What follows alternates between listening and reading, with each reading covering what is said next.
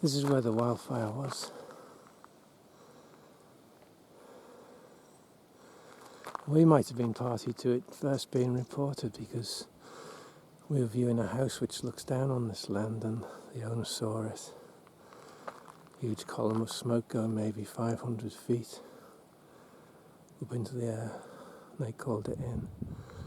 And then within 15 minutes there was a helicopter dumping water on it. There's a reservoir about a mile away, so they didn't have far to go.